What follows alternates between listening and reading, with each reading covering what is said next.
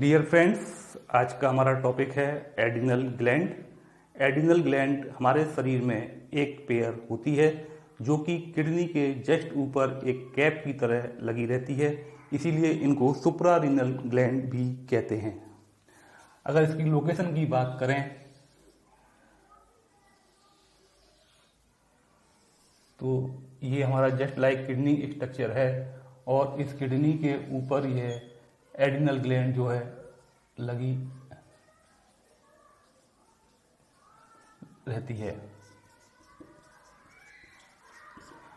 क्योंकि यह ग्लैंड जो है किडनी के ऊपर पाई जाती है, अतः इसको सुप्रारीनल ग्लैंड के नाम से भी सुप्रारीनल ग्लैंड के नाम से भी जानते हैं। इसके अगर हम वेट की बात करें तो इस ग्रंथि का जो वेट है वो 4 to 6 ग्राम्स होता है और इसका जो कलर है वो येलोइश होता है, अर्थात ये पीले रंग की ग्रंथि होती है। और अगर हम इस ग्रंथि की उत्पत्ति की बात करें यानी ओरिजिन की बात करें तो यह ग्रंथि जो है वो एक्टोमीजोडर्मल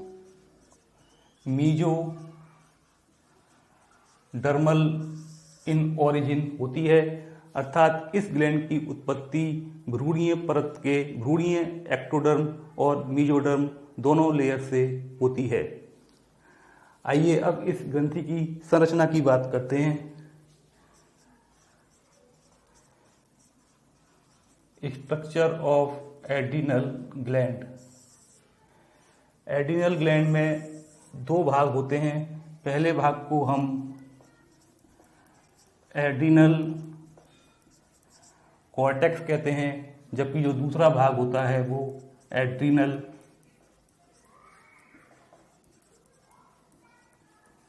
मेडुला होता है।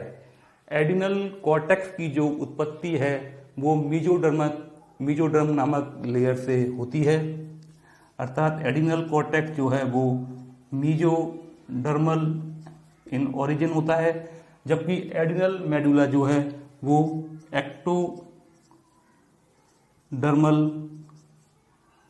इन ओरिजिन है। अर्थात एड्रिनल कॉर्टेक्स ग्लैंड की जो उत्पत्ति है वो एक्टोडर्म और मीजोडर्म दोनों लेयर से मिलकर होती है। एड्रिनल कॉर्टेक्स जो है वो एड्रिनल ग्लैंड का जो है मोस्ट ऑफ द पार्ट बनाता है। यह लगभग 80 to 90% तक होता है, जबकि एड्रिनल मेडुला जो है वो 10 to 20% तक होता है। आइए अब हम बात करेंगे एड्रिनल कॉर्टेक्स की।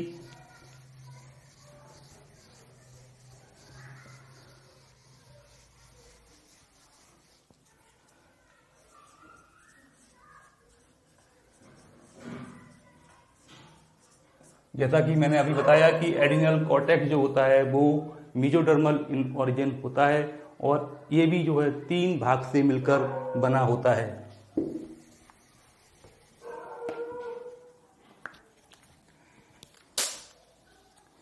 इन तीनों भागों को अगर हम देखें तो हमको इस तरीके का एक स्ट्रक्चर दिखाई देता है।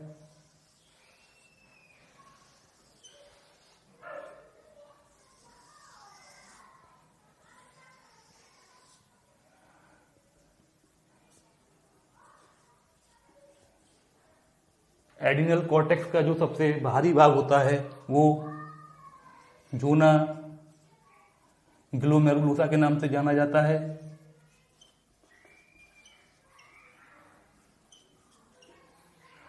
अंदर वाला जो भाग है, जो मिडिल भाग है, उसको हम जोना फैसिकुलेटा कहते हैं और जो एड्रिनल कॉर्टेक्स का सबसे इनर पोर्शन है उसको जोना रेटिकुलरिस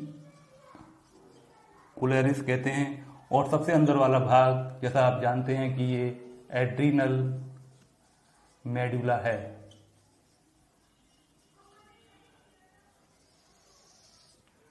तो ये तीनों पोर्शन जो हैं, जोना ग्लोमेरुलोसा, जोना फेसिकुलेटा और जोना रेटिकुलरिस, ये तीनों पोर्शन जो है वो एडिनल कॉर्टेक्स के अंतर्गत आते हैं।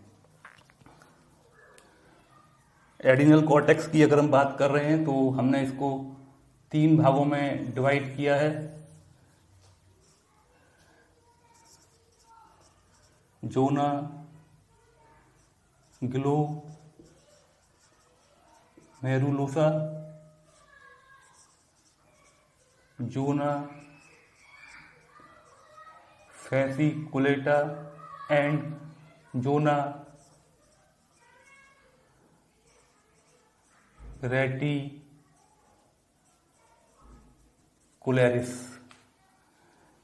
एडिनल कॉर्टेक्स के इन तीनों भाग से कुछ एंजाइम, कुछ हार्मोन्स सिक्रीट होते हैं जिनको हम कॉर्टिकोस्टेरॉइड के नाम से जानते हैं। कॉर्टिकोस्टेरॉइड के नाम से जानते हैं और ये कॉर्टिकोस्टेरॉइड्स लगभग 45 से 50 हार्मोन का समूह होता है, लेकिन इसमें से केवल 8 से लेकर 10 हार्मोन जो है इम्पोर्टेंट होते हैं, जो एक्टिव होते हैं। उन्हीं के बारे में हम आने वाले वीडियोज में और अधिक बातें करेंगे। तो सबसे पहले हम बात करेंगे जोना ग्लोमेरुलोसा से सीक्रेट होने वाले हार्मोन को। जो जोना ग्लोमेरुलोसा है उससे जो हार्मोन सीक्रेट होते हैं उसको हम सामूहिक रूप से मिनरेलोकॉर्टिकॉइड्स के नाम से जानते हैं।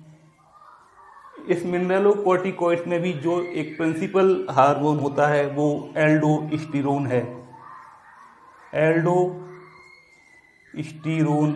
हार्मोन जो है वो प्रिंसिपल मिनरेलोकॉर्टिकॉइड हार्मोन है। इस हार्मोन को हम सॉल्ट रिटेनिंग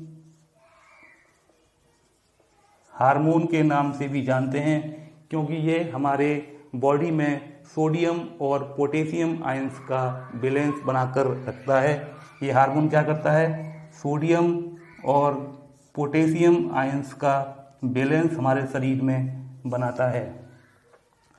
अब बात करते हैं हम जोना फेसिकुलेटा, जो कि एडिनल कॉर्टेक्स का मिडिल पोर्शन है, उससे सीक्रेट होने वाले हार्मोन की।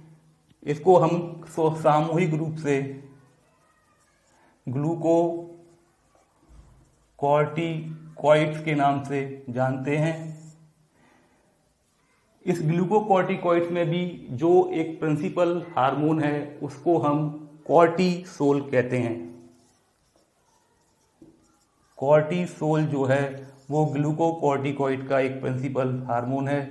जैसा कि नाम से सजेस्ट होता है कि ग्लूकोकॉर्टिकॉइड्स है, तो इसका जो है शुगर बैलेंस में इसका एक महत्वपूर्ण रोल होता है। हम आने वाले वीडियोज में जो है हार्मोन्स जो हैं एडिनल कॉर्टेक्स और एडिनल मेडुला के जो हार्मोन्स हैं उस पर एक सेपरेट वीडियो बनाएंगे, तो इससे आपको वहाँ ये ज़्यादा क्लियर हो जाएगा।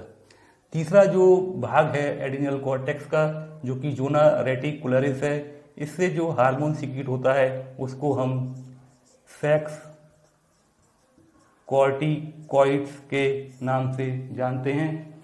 सेक्स कॉर्टिकॉइड्स को, इसमें जो प्रिंसिपल हार्मोन है वो डाईहाइड्रो एपीएंड्रोस्टेरोन होता है, जिसको हम DHEA के नाम से भी जानते हैं। इसको थोड़ा सा यहाँ क्लियर कर लेंगे। ये डीहाइड्रो एपीएंड्रोस्टेरोन हार्मोन होता है, जिसको हम शॉर्ट में DHEA भी कहते हैं। इसके अलावा इसमें कुछ और हार्मोन जो है वो इम्पोर्टेंट हैं, जैसे एंड्रोजन्स, एस्ट्रोजन और प्रोजेस्टेरोन। ये सारे हार्मोन जो हैं वो हमारे सेक्स से रिलेटेड हैं। लेकिन इसमें से कुछ हार्मोन जो हैं काफ़ी कम मात्रा में यहाँ से सिक्रीट होते हैं और बाकी ये जो हार्मोन्स हैं वो अपने हमारे जो गोनेड्स हैं उनसे फिर सिक्रीट होते हैं। अब हम बात करेंगे इस ग्लैंड के इनर पार्ट की, जिसको हम एडिनल मेडुला के नाम से जानते हैं। एडिनल मेडुला जो है इनर पार्ट है एडिनल ग्लैंड का।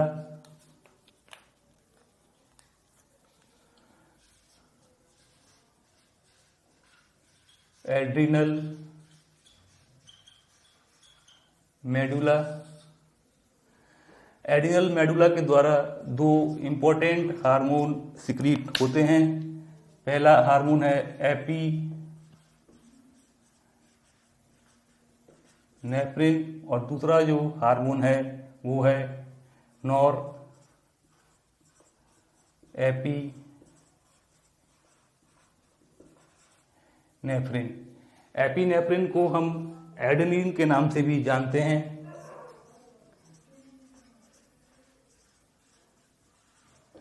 और नॉर एपिनेफ्रिन को हम नॉर एडेनिन के नाम से भी जानते हैं। अर्थात एडिनल मेडुला से जो हार्मोन दो सिक्रीट होते हैं उनको हमने एपिनेफ्रिन और नॉर एपिनेफ्रिन कहा है। ये दोनों हार्मोन जो है इमरजेंसी हार्मोन भी कहलाते हैं। इमरजेंसी हार्मोन भी इनको हम कहते हैं और ये कई बार जो क्वेश्चन पूछा गया है इनको हम कैटेकोलामाइन के नाम से भी जानते हैं। ये इंपॉर्टेंट पॉइंट है, इसको आप नोट कर सकते हैं। एडिनल मेडुला का जो कंट्रोल होता है वो सिंपैथेटिक नर्वस सिस्टम के द्वारा होता है। सिंपैथेटिक नर्वस सिस्टम के द्वारा होता है, जबकि एडिनल कॉर्टेक्स का जो कंट्रोल था वो एडिनल कॉर्टेक्स का जो हार्मोन जो सिक्रीट होते हैं उनका जो कंट्रोल करता है वो पिट्यूटरी ग्लैंड का जो एंटीरियर लोब होता है उससे निकलने वाला एक हार्मोन होता है जिसको हम ACTH कहते हैं। ACTH हार्मोन जो है वो एडिनल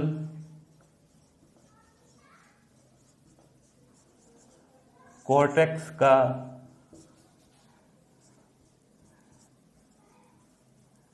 नियमन करता है। ACTH जो है वो पिट्यूटरी ग्लैंड का जो एंटीरियर लोब होती है, जो अग्रभाग होता है, उससे सिक्रीट होता है। इसका फुल फॉर्म जो है वो एडिनोकॉर्टिकोट्रोपिक हार्मोन है। इसके अलावा हम कुछ अभी इसमें पॉइंट्स की कुछ इंपॉर्टेंट पॉइंट्स हैं वो उसकी बात करेंगे।